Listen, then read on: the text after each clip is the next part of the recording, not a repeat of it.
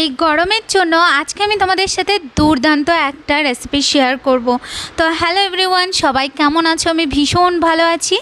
আর আজকে আমি তোমাদের বানিয়ে দেখাবো আম কাতলা।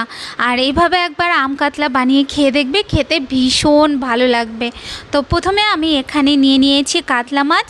এরপর আমি কাতলা মাছটাকে ম্যারিনেট করে নেব। তো কাতলা মাছটাকে ম্যারিনেট করার জন্য প্রথমে আমি এখানে দিয়ে দিচ্ছি পরিমাণ মতন একটু লবণ। তারপর আমি ওর মধ্যে দিয়ে দেবো হাফ চামচের মতন একটু হলুদ গুঁড়ো, আর দিয়ে দেবো হাফ চামচের মতন একটুখানি তেল। এরপর আমি মাছটাকে ভালো করে একটু ম্যারিনেট করে নিতে হবে। মাছটা ম্যারিনেট হয়ে গেলে এরপর মাছটাকে একটু রেস্টে রেখে তারপর আমি এখানে নিয়ে নেব একটা আম।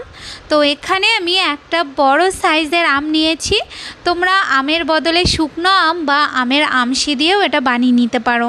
এরপর আমটাকে একটু মোটা মোটা করে কেটে নিতে হবে। তো এখানে আমি আমটা যতক্ষণ কাটছি ততক্ষণ তোমরা আমার চ্যানেলে যদি নতুন হয়ে থাকো তাহলে প্লিজ আমার চ্যানেলকে সাবস্ক্রাইব করে দিও। আর আমার রেসিপি তোমাদের ভালো লাগলে অবশ্যই একটা লাইক আর কমেন্ট করে জানিও। তো দেখো আমটা কাটা হয়ে গেছে। এরপর আমি একটা মশলা বানাবো। তার জন্য এখানে আমি দু চামচের মতন আমি নিয়ে নিয়েছি সাদা সর্ষে। এরপর আমি সর্ষেটাকে ভালো করে স্মুথ করে পেস্ট বানিয়ে নেব।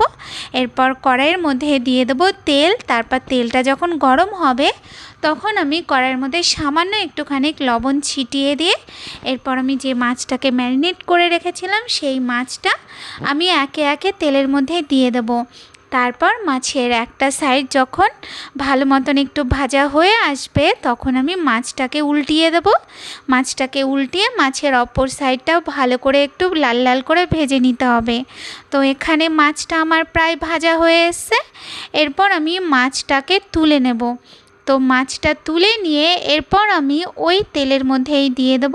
এখানে আমি দিয়ে দিচ্ছি দুটো শুকনো লঙ্কা ফোড়ন, আর আমি এখানে দিয়ে দিচ্ছি হাফ চামচের মতন কালো সর্ষে, আর দিয়ে দেবো সামান্য একটুখানি পাঁচফোড়ন। এরপর হালকা হাতে একটুখানি নাড়িয়ে নিতে হবে। নাড়ানো হয়ে গেলে এরপর আমি কেটে রাখা আমগুলোকে তেলের ওপরে দিয়ে দেবো।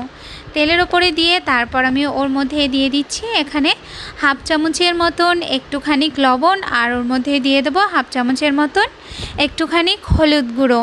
এরপর আমটাকে ভালো করে একটু নাড়িয়ে নিতে হবে।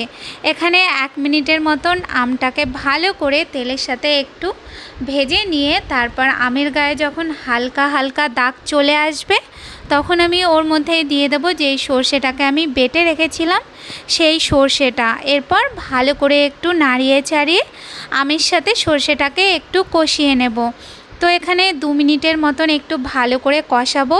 তারপর যখন মশলার থেকে একটু তেল ছেড়ে আসবে তখন আমি ওর মধ্যে দিয়ে দেবো জল।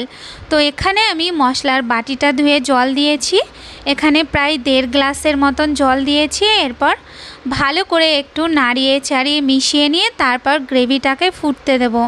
এরপর গ্রেভিটা যখন ভালো মতন ফুটে উঠবে তখন ওর মধ্যে ভেজে রাখা মাছগুলোকে দিয়ে হতে দেব।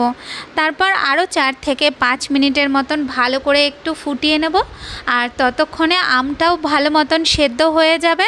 এরপর যখন গ্রেভিটা একটু ঘন হয়ে আসবে তখন গ্যাসটাকে বন্ধ করে দিয়ে ওর ওপর থেকে একটুখানি সর্ষের তেল ছড়িয়ে দিয়ে তারপরে নামিয়ে নিলেই আমাদের আম কাতলা কিন্তু একদম রেডি।